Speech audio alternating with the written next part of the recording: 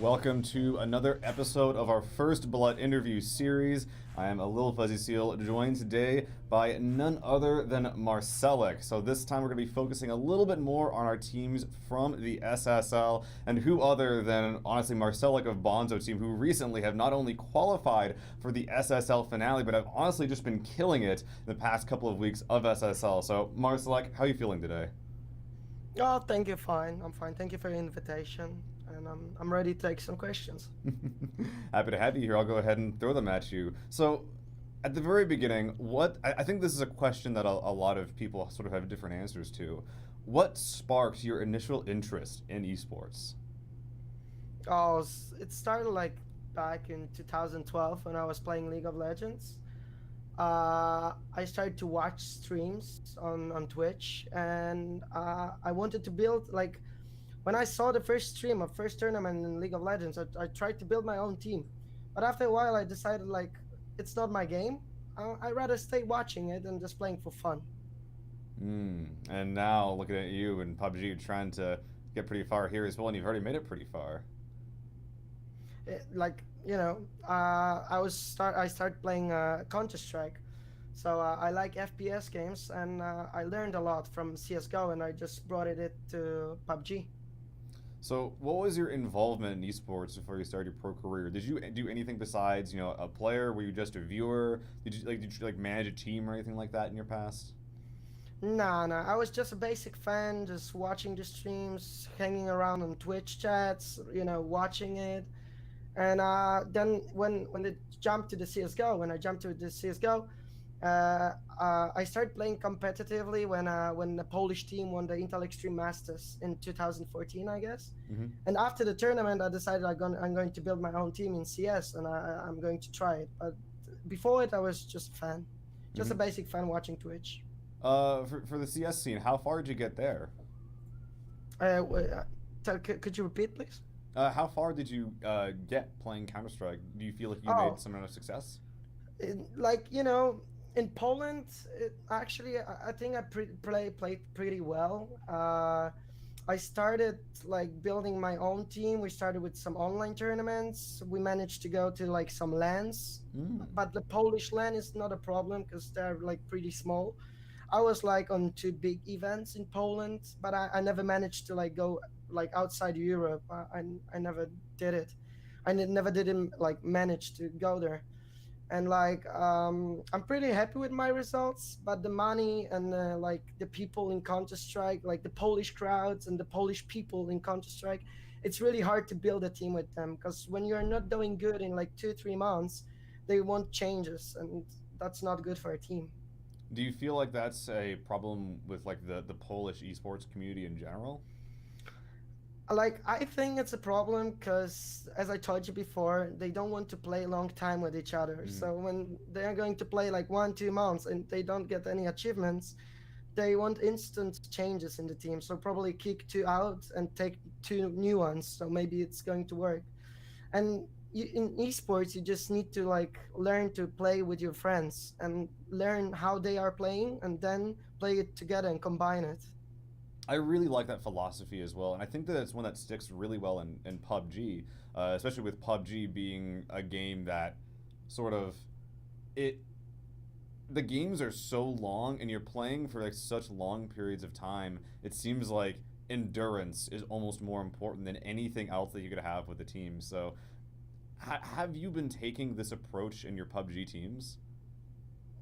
Like I didn't understand the question. Have you been trying to stick with the same PUBG team for a long Oh, time, oh, like your Counter yeah, Strike teams? yeah, yeah. Like in Counter Strike, I tried it as well. So I was building such a teams that it didn't break after 1-2 months, but it didn't work anyway. In PUBG, I had my first team like for 4 or 5 months as well, but then we split up. Maro and Diwat, they played for Mhm. Panda team. Ryazin left to Pampa team, and then I had a break like 2 months, and I decided to build a new one, which is the Bonzo team right now. Mhm. And I started like I talked to them on the very beginning that it's not a team for 1 month, 2 months. I want to have a team where we stick together, we like solve our problems, we train together, and maybe we're gonna achieve something. and they agreed to that, and that's why we're playing together for such a long time, like 4 months already, and we are pretty good with it. It really shows. I think you've been having some great results so far. When, if ever, did you feel as though you made it in esports? Like, do you feel like you're at your pinnacle right now, or do you still have some growing to do, do you think? I wouldn't use words made it in esports and even in sports. I wouldn't use those words because when you want to be on the top, you need to always practice. And when you want to be on the top, you need to always train.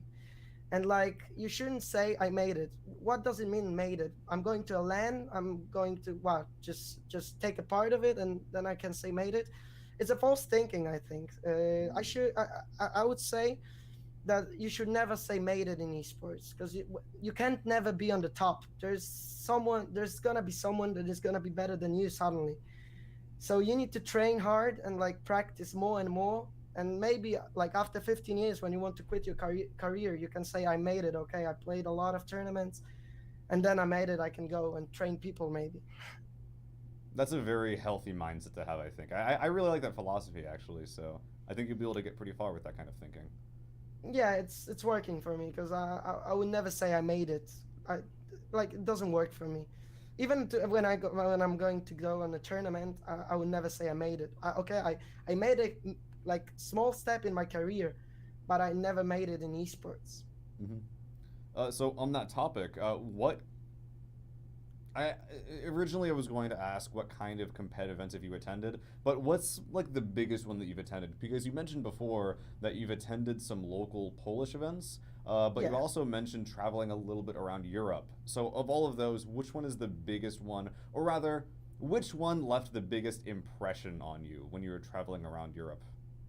Uh, I didn't say that I was traveling around Oh, Europe because my mistake. I didn't manage to go to outside of Europe. Oh.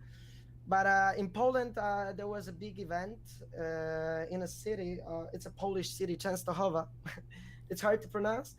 That was the biggest LAN I've been to, and I finished on eighth place. That wasn't that good, but I played against good teams, and we won against them in the group stages.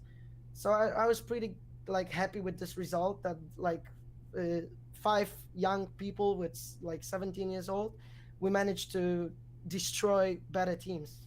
That was like the best thing when you destroyed older than you. I have also such a great memory when I was going to my first LAN ever. That was a small LAN. Um, it was also with a small prize pool, but we went there and like everyone was watching at us. We were like 15, 16, and they were like, "What the hell are those kids doing here?" And we destroyed them in the group stages. And they didn't even get out from the groups, and we finished third. So we didn't win it, but we were happy with the results when we are winning against other like older guys. That must be a really good feeling when you're a kid. Just all of your sort of thoughts about Yeah, trying to when get into esports are it's working, right? yeah, exactly. Like when everyone is watching you, like standing like 20 years old guys watching you, like this kid is amazing. Like they're winning against older than like older people. That's cool. Hmm. So we talked a little about your general esports background. Let's look a little more into PUBG, which is I think that most of all of our viewers and you and me especially, that's where our main background is. So Yeah. what is I come from the NA scene, so I don't actually know of much of what goes on in the EU scene. Could you tell me a little bit about it and your general opinion on it? You know, I know that in EU we have like very many good teams. Like they're playing very good, but they don't have organizations. In Poland is the same problem. We don't have organizations to take care of teams. The only team that has organization in our team is Izako Burs. You know them from the like 2 3 weeks ago. They played as well the league. Hmm. So that's the only team in Poland that has an organization. I think there's a problem that teams don't have this background to help them, and we have a lot of like Face, Liquid. Those teams are incredible good. It's really hard to get to the pro scene as well. We never managed to like. Uh, uh, where there was one event on ESL where I was in the final group to qualify on the last major to Berlin. There was like a small event before it. So when you went to this event, you can qualify to the Berlin. and I was in the finals, so I didn't manage to go through. But there were a lot of good teams as well playing it. There's many teams in Europe that can be on the pro scene, but it's really hard to go on the ladder because there are so many of them. What do you think is the main thing keeping those teams back? Just like the sheer number of them, the lack of organization support. What do you think is the main drawback there? Like, it's really hard to tell because, like, there are so many teams. We know how PUBG works. I don't need to tell how PUBG works. It sometimes doesn't help you. And when there are stacked lobbies with 16 good teams, it's obvious when 4 advance, only 4 can go. And when the game is not working with you, like you can't win. Sometimes you can get better positions, you can fight for it, but it's not helping you all the time. And like I think it's hard to go on the qualifiers where you need to qualify to a tournament. There are like so many good teams where they just can't go because they didn't win 4 good games. Last time it happened to us when we played Star Ladder, and we finished first round perfectly. We went from the first spot, but in second round we just didn't have any game. There was BO4, and we and like not like even one game helped us. It just didn't work for us. That's really sad to hear. Hopefully, Yeah. that sort of thing can change in the future. Yeah, we haven't like the contenders. There's the last qualifiers this Saturday, I think. Yeah, so it's going to start the qualifiers, the BO6 that we talked about earlier. Yeah. The 42 games in 5 weeks. Are you looking forward to that, or is that just like a lot of PUBG?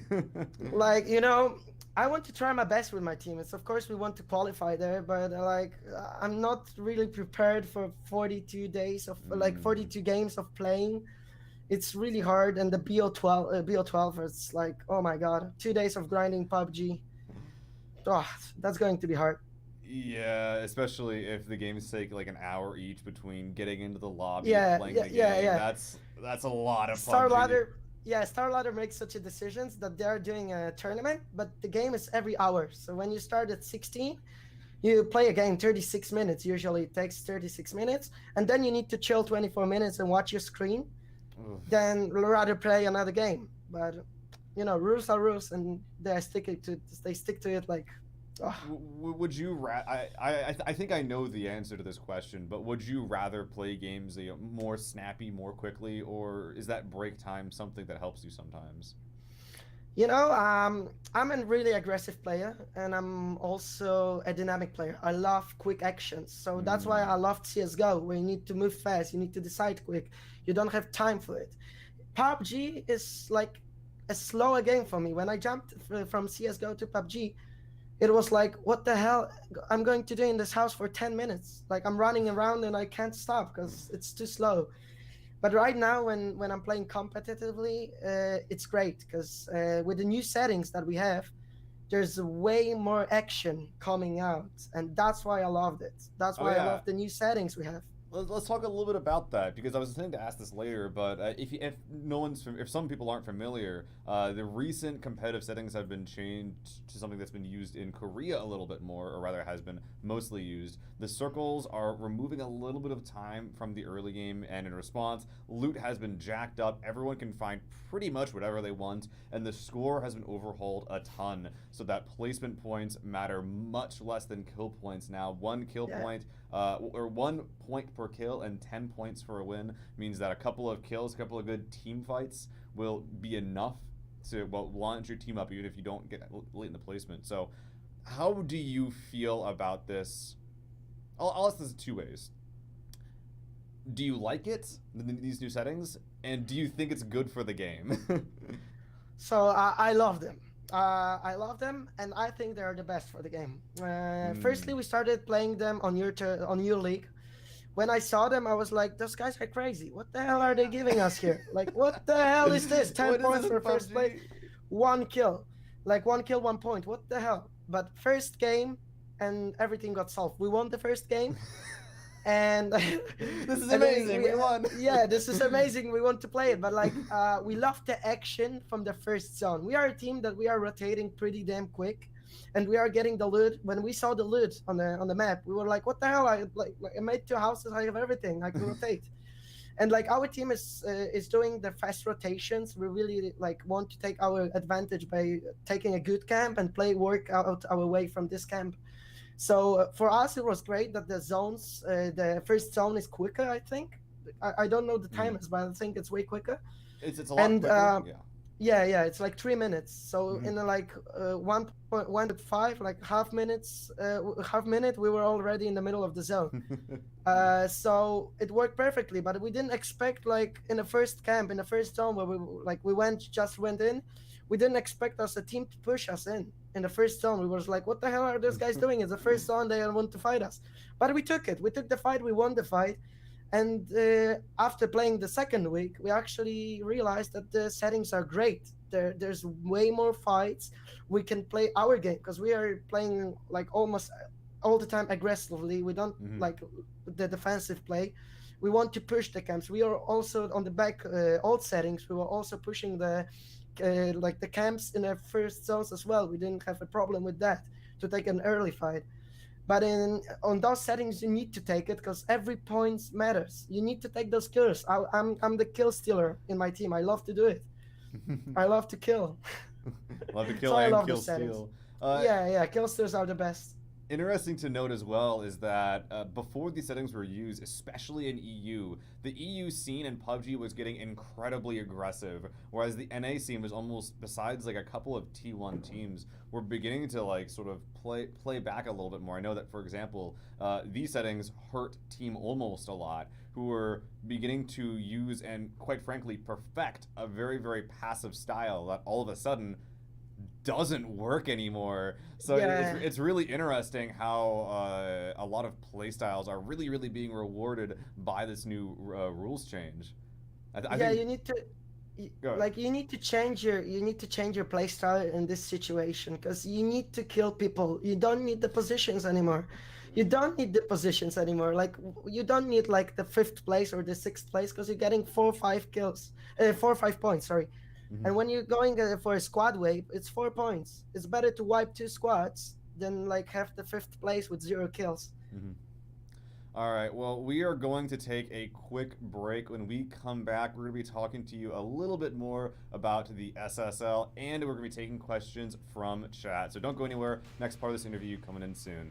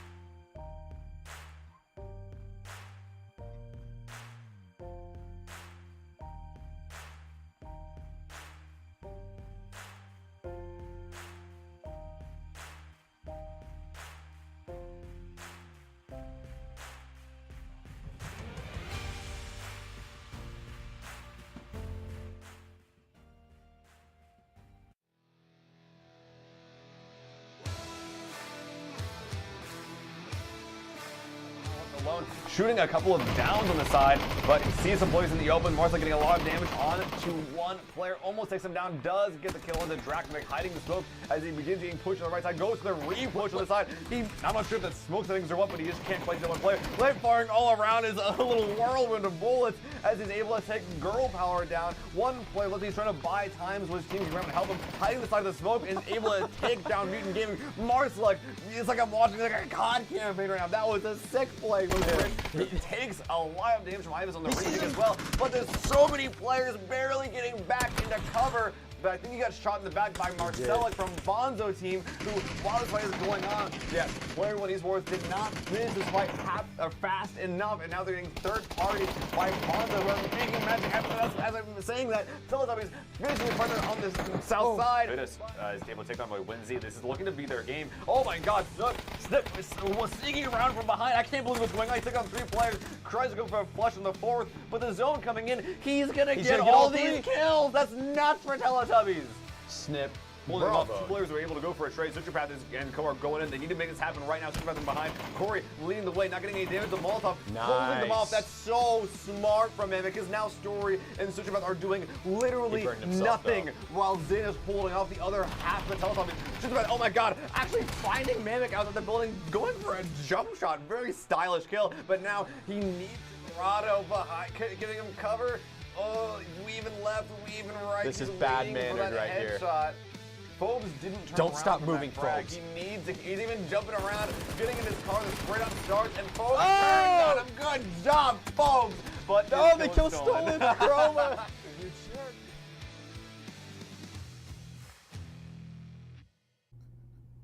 If anyone's curious why we chose Marcelek for the interview, I think that first clip really tells why.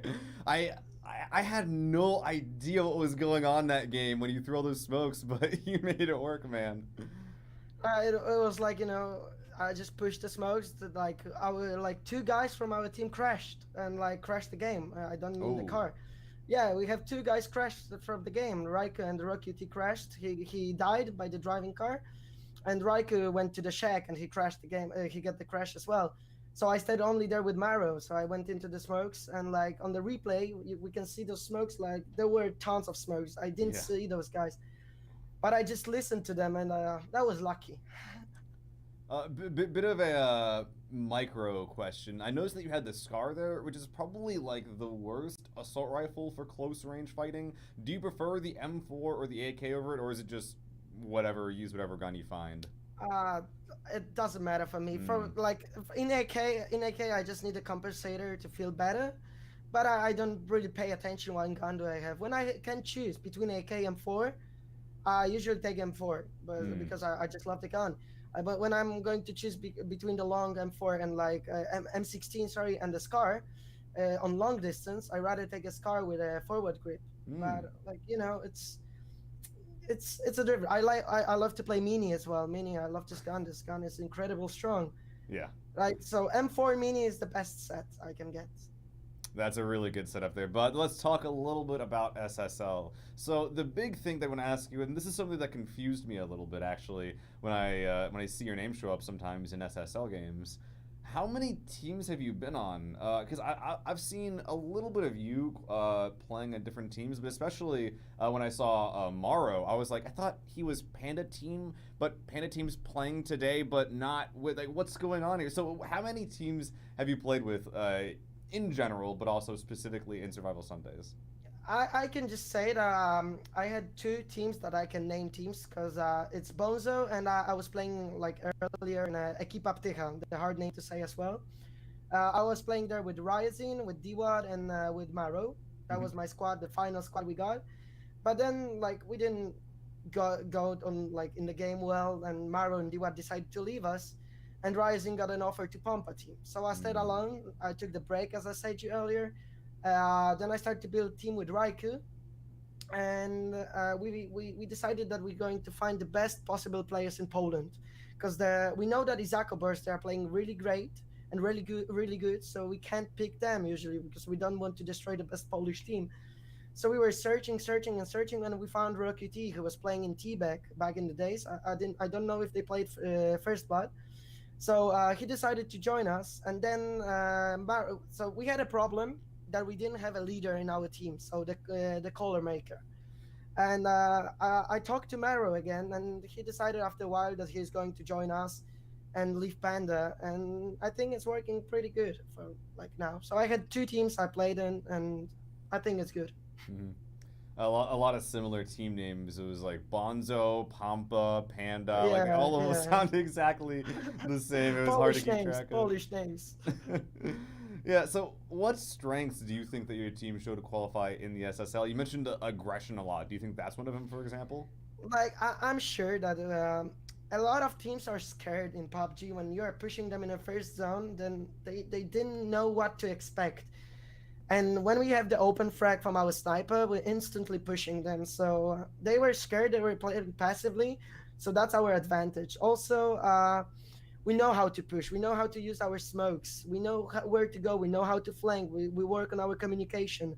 I think the communication is better from game to game. So we're working on it as well. And I'm pretty happy that I have a team where I'm playing aggressive because I'm an aggressive player, and they are playing with me. So I know I have them on my back. When I'm pushing, I'm not pushing alone. Sometimes I have stupid like actions where I'm alone and I'm like, what the hell? Where are my friends? But like almost every time I have someone on my back and we are playing really aggressive, and the players just don't know what's happened and what hit them. That's a really good strength to have in this new rule set Yeah. as well. Yeah, How I think it's the most important thing on this rules and in this score system, the aggression. The teams need to build up the aggression in their team. Do you think that they'll change actually at some point? Because this was a big change for Western PUBG. Do you think they'll change again at something at some point? When they want to win games and they want to be higher in the scoreboard, they shoot. I think they're playing passively in this score system is not going to work that well. Maybe if you have a zone, the whole game zone, of course, such a games happens as well, that you're just standing and you just don't get kills. But you need to pick the 4, 5, 6 kills at the end to be good with this score system, and you can easily do it. Hmm. So, how far do you think you'll get with this team? You mentioned before not wanting to tear apart another Polish team from Izako Bors, but do you think that like you'll get as far as to? Do you think that you'll get to the point where you are the Polish powerhouse? I think this team has such a power that we can really take a pro scene maybe. But we need to practice. We need to play together. We need to train, and like learn us. You know, we need to teach us how to communicate with each other. We need to understand us without any words. So it's going to work better. And I think this team is capable of like going high.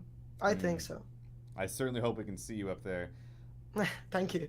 What kind of events do you often play? Because with the NA scene right now, there isn't a whole lot going on. Like obviously there's FirstBlood, you know, that's us right now, but this is like a sort of a joint NA and EU scene. But what goes on in the EU scene? Because you mentioned before for Counter-Strike that there was a bunch of like Polish only regional tournaments. Is it like that for PUBG as well, or is it a lot more EU in general? Like in CS:GO, it was like there was every day is a tournament, ESL, like Polish tournament. That was like tons of them. And like in PUBG, we have a problem because we don't have in EU like that many leagues anymore. We have a Polish league, PUBG, that we finished third on it. That was like fresh after I built the team, and we played 1 week and we finished third. Pompa was second. Izako won the Polish tournament. And like from the other leagues that I know, it's like FirstBlood, we are playing it, GLL, of course, and Face It. And I saw some tournaments, fresh tournaments on ESL. So maybe we're going to play this. Like we lost S League, they are not doing any more tournaments. We lost Awesome, of course, they are not doing any more tournaments. Awesome. Yeah, we lost PUBG Online and Mainline GG. And I think that's it. So there are not that many leagues in EU as well. So that's the problem for PUBG as well. Hopefully we can see some more NPL and EPL are, that being said, great tournaments to watch. So always I hope got so. something to aspire to at the very least. Yeah. So let's go a little bit off the beaten path. Let's look at some new stuff that has been released in PUBG. And let's talk about Vikendi. how do you feel about this map? Do you think it should be used in anything competitive? Actually, I can tell a lot about Weekendy because there was a GLL event for 6 days last week, and we grinded the PUBG 12 hours a day for like 6 days to win money. Of course, I'm not going to lie that we did it for money, and like we played the squads because I don't really like duos. I don't really like duo gameplay, so I will just talk only about squads. And we played the map for 6 days, and I think the map is great. I think the map should be used somewhere, because you don't need to use your cars. The map in this map, you need your aim and your aggression again. You need to know how to use your smokes. You need to know and use your brain how to hide and find your hiding spots, how to push a camp. But you can all the time be on your foot, so you never die without a fight, which is great. And when we played it, we actually learned how to push particular camps. We learned the map as well. And I think it's really easy to go from camp to camp and just push forward. But you need smokes, brain, and a great sniper. That's it. It almost seems like the map goes hand in hand with your playstyle. Do you think that there's some synergy going on there? Like the game style here can be like there's a lot of third party as well. The map is smaller, so you need to be really careful after you fight, because we had such a decision after the first day that we are not looting after the fight. That was the biggest decision we made, because we almost have third parties, and you should concentrate by spotting people as well. Like there's so many trees, stones, camps where you can just hide There's behind. stuff everywhere. Yeah, exactly. Like I think it's better than Sanok, because in Sanok you have this awful grass where you can't hide, just lay down and you don't see anything. And on the Weekendy you have snow. So it's harder to be sneaky, but it's easier to hide yourself. So it's really hard to have like those long combats. It's really hard to kill a guy because he can instantly go behind a tree. So, but learning pushing and playing this aggression, it's really good. You can learn how to push a camp on this map. It's really good practice map. Do you think that the settings need to be changed for Weekendy specifically? When you look at the map sizes for Erangel and Miramar, for example, it's a very, very large 8x8 map, but Weekendy is only 6x6. Do you think that the smaller size of Weekendy should maybe show us some edited player sizes or change settings in some other way? Or do the current competitive settings just work well enough? I think with those setting, it would actually work. And we also played for 64 players, so it's 16 teams.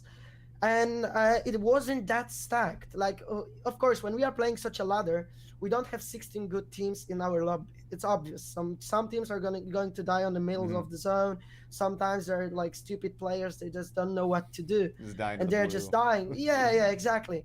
But when we had like 5-6 better teams in the lobby, it was good because they always stayed till the end, and the zone was actually small, so you needed to use your smokes, and it was perfect. But the score system was a bit others. The GLL put their own score system in the ladder, so it wasn't the same scores. And the loot is also very important on the map. When you want to play it competitively, they need to hire the loot on the map, because my boys from my team, Rockety and Marrow, played yesterday Wingman duo.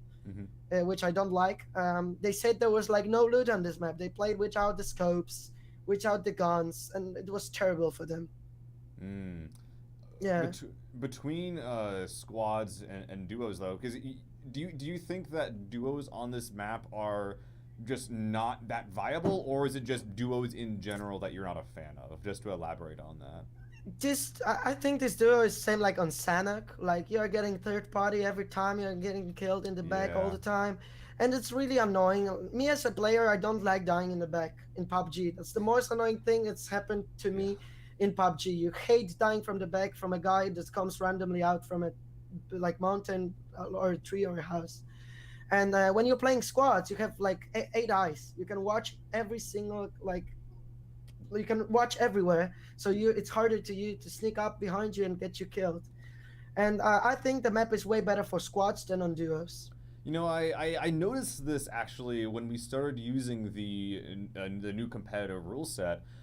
Does your team play any differently from going down from 4 to 3? Because what would be discussion a lot before in the previous competitive settings was that going down from 4 to 3 isn't that bad. You can still play as a squad, you can still push compounds, but I noticed a lot of people not making pushes and playing a lot more passively in these new competitive settings. Do you think that is this like a real thing?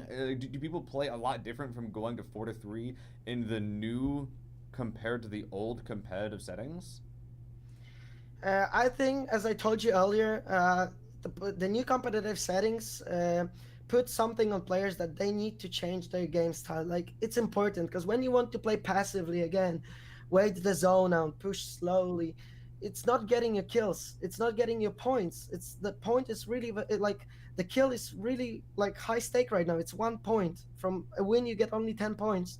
So when you're playing passively from the very beginning, and you are playing like the edge of the zone or somewhere where there's no fight, you're just losing your points. You can like all the time you can push a bit further and like get a kill, steal a kill. You don't need to take fights, but you need to be careful on the other teams, because when there's like Bonzo team, as we push the teams, we love to push the teams because we want to take the points, because we really quickly realize that it's make no sense to snake anymore.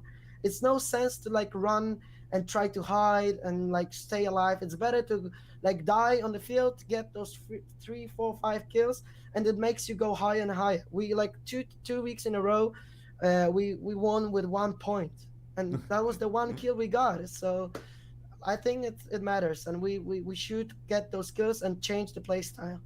Yeah, definitely. I know that there was a couple of weeks, actually, 3 in SSL with the new rule settings that resulted in tiebreakers. In fact, when we used the new point settings and brought it back to like previous weeks, there were tiebreakers every week on all of them. It's so important to milk every single kill you can out of the game.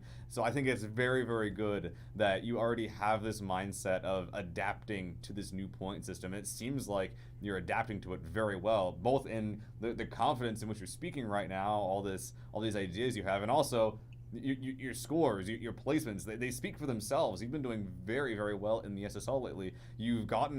I think that you've gotten a first and a second place. You could have double qualified for the finale already, so great job to you.